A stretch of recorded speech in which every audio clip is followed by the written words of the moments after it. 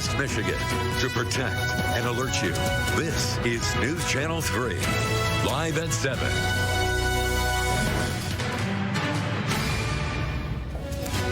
Good morning, West Michigan. I'm Hannah Knowles. We start with breaking news overnight. Officials in Kalamazoo are investigating a fatal house fire in the Vine neighborhood.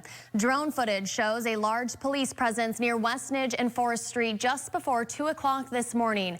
Officers arrived to report a fire on the second floor around 1 this morning. Search and rescue located a resident inside the home, but they did not survive. Officials ask anyone with information regarding the fire to contact KDPS or Silent Observer right away. A fire burns out of control overnight at a Kalamazoo homeless encampment for the second time this week. We brought you this video Sunday of a fire breaking out at the encampment that turned into multiple propane tank explosions while we were live on TV. The Kalamazoo Department of Public Safety says in this morning's incident, there was likely one propane tank explosion. A KDPS officer was at the scene investigating a criminal complaint when he observed multiple tents on fire. That officer rushed to evacuate the tents while waiting for fire rescue. Now, the cause of the fire is unknown at the moment and is under investigation this morning. All right, taking a live look over Allegan this morning. It's the weekend. Happy Saturday, everyone. Meteorologist Christina Anthony joining us in the studio for a look at our forecast. Good morning, Christina. Good. A former publishing building in Kalamazoo is once again vacant after a group of activists claim it to house the local homeless population. The group calls themselves No One Needs to Sleep Outside. They took over the old Merchants Publishing Company building on Mills Street, right next to the homeless encampment. Activists had hung up banners claiming the building was vacant and should be used to house the homeless. Protesters were told to leave the building by Kalamazoo police. In a statement, Kalamazoo City Manager Jim Ritzma says the city is working to determine short and long-term housing options for the homeless. You can read more on this story and see the video we have of police taking down the signs at the building on our website, wwmt.com. Whether you live in Michigan or if you're just passing through, it's obvious that the roads need to be fixed. Governor Whitmer ran on a road repair platform, and fix the damn roads became her mantra. Now she's putting the daunting task of actually repaving non-state maintained roads in the hands of local governments. John Lamakia works for Michigan Municipal League, a group that helps cities and townships statewide develop action plans to improve infrastructure. Two options Governor Whitmer says she would endorse: allowing local governments to levy local fuel taxes or increase vehicle registration fees. He says Michigan's potholed roads have been notorious for years, and the only way to get them fixed is by getting policy passed as soon as possible. This is not an issue where you can point to any one individual. This is going to require a collective effort, both with the public in terms of understanding what it takes to have the type of infrastructure they desire. From a legislative standpoint, stepping up and making sure that we pass policy. And from the governor, making sure she continues to talk about the message and the importance of investing at the local level. In Governor Whitmer's State of the State, she said this year she will launch her Fix the Damn Roads tour to talk with Michiganders about their ideas when it comes to fixing the roads once and for all. The Michigan Department of Agriculture and Rural Development has released a new report. It shows the need for more food and agriculture housing throughout the state. That's according to the Department of Food and Agriculture sectors account for an annual total economic impact of more than $104 billion. News Channel 3's Callie Rainey is joining us live from home after delving into the 2021 Food and Ag Housing Task Force report. And Callie, tell us the findings for West Michigan. All right, Callie, thank you. The bipartisan Congressional PFAS Task Force is reaffirming their commitment to tackle PFAS contamination.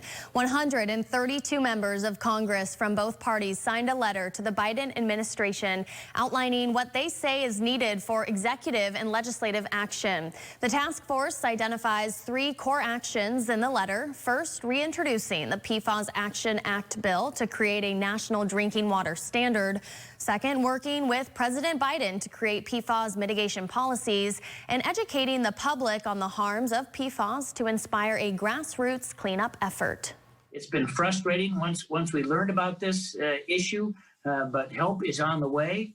and we are committed as Republicans and Democrats to get the job done. Clean water, clean air should not be luxuries. They should be basic expectations in this country. You can read the full letter to the Biden administration by clicking on this story on our website. That's WWMT.com. Your aviation history knowledge may be limited to names like Charles Lindbergh or Amelia Earhart, but the Air Zoo hopes to inspire you with another aviation pioneer. This week, the museum is celebrating the birthday of aviatrix Bessie Coleman. Coleman was the first woman of African-American descent and the first Native American to hold a pilot's license. Fascinated by flight at an early age, Coleman never took no for an answer. In 1921, she earned her pilot's license in France. She returned to the U.S. as a media sensation and eventually traveled the country starring in air shows as a stunt pilot. Really encouraged people, women and African Americans, to live their dreams, no matter where they come from, no matter what their background, to live up their dreams. She was really a remarkable woman. It's just very important for us to really understand our audience and to allow them to see themselves in our exhibit floor. The life story of Queen Bess, as she was known, is featured in the permanent Black Wings exhibit at the Air Zoo in Portage. You can also see her as one of the many featured in a timeline of women in air and space the Air Zoo plans to have this June. Overnight protests send a hospital in Washington into lockdown while demonstrators were focused on a patient inside. Plus, prosecutors releasing new video of the Capitol riot and the trial of a Michigan man. The body cam footage revealing his role in the violence. Plus, a Capitol police officer killed in the riots is receiving a tribute typically saved for the highest-ranking officials. What Congress has planned for the fallen hero. New into our newsroom this morning, a Washington hospital goes into lockdown after protesters gather overnight. Legacy Salmon Creek Medical Center locked its doors around 10 p.m., allowing only those with credentials inside.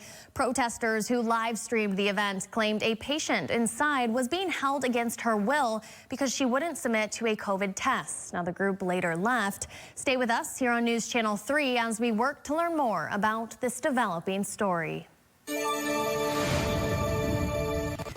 New video from the U.S. Attorney's Office shows brutal hand-to-hand combat between rioters and officers on Capitol Hill from earlier this month. Now, the video that you're seeing on your screens right now was played at a hearing for alleged rioter Michael Foy of Michigan, who prosecutors say attacked officers with a hockey stick.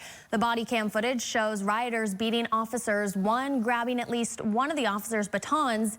And at one point, a man is frantically yelling for help to save what appears to be an injured woman. Now, a judge has ruled that Foy will stay in federal custody until he is transferred to the District of Columbia. The judge cites his alleged violence as part of the reason. Congress will pay tribute to the officer who died during the U.S. Capitol riots the same way it does presidents and its own members.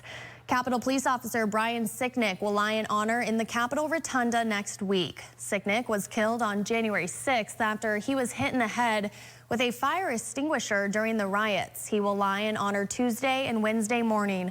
Lawmakers will also hold a congressional tribute before Sicknick's interment at the Arlington National Cemetery.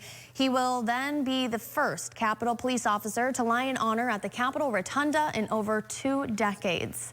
And some happy tales paying a visit to National Guard troops stationed in Washington. A local area nonprofit brought these therapy dogs to greet more than 250 troops staying at the Hamilton Hotel. Most of the troops are not from the area and haven't seen their own families or pets in weeks while stationed to protect the Capitol. The therapy dogs were positioned carefully throughout the hotel to comply with social distancing protocols. I wonder if Remy and Shark are watching Christina every time we read a story about pets. Can't help but think about them at home. Yeah, I bet Shark is not watching. He's watching the back of his eyelid. He is snuggled in and snoozing. Yeah. So is Remy probably. Yeah, as long as the husband's still asleep, he's still asleep. So he only wakes up. Good to know. Well, thank you so much, Christina. And yes, of course, join us tomorrow right here on News Channel 3 as we track this incoming weather. Yep. All right, thanks so much. 2 nurses working together for years discover they have more in common than they think. How they finally discovered they're related. Buick GMC knows your time is Welcome back to News Channel 3. 2 trauma nurses in Arizona received the biggest surprise of their lives. While at work, the pair found out that they're more than just co-workers, they're actually family. Sandy Sandrick took to the internet in hopes to find her birth father. After finding her dad on Facebook, Sandy noticed a mutual friend, her co-worker. And just before Christmas, they discovered that they're actually half siblings. I said, "How do you know this person?" And Alan kind of blurted out that it was his dad. And it just felt like immediately like, yeah. It makes sense. Now it makes sense. Incredibly, both had been working side by side for 2 years without knowing that they were brother and sister. Sandy has still yet to meet her biological dad. Right now, she's focusing on growing her relationship with her brother. Talk about a story. Wow. All right, time to take a look outside with meteorologist Christina Anthony. Delays continue to impact high school athletes amid the pandemic. The update from state leaders and how one group of athlete advocates is responding today. Another vaccine may be on the horizon for approval, how it compares to the Pfizer and Moderna vaccines. And Canada looking to keep the new COVID variants out of the country with new restrictions, why travelers will face extra fines.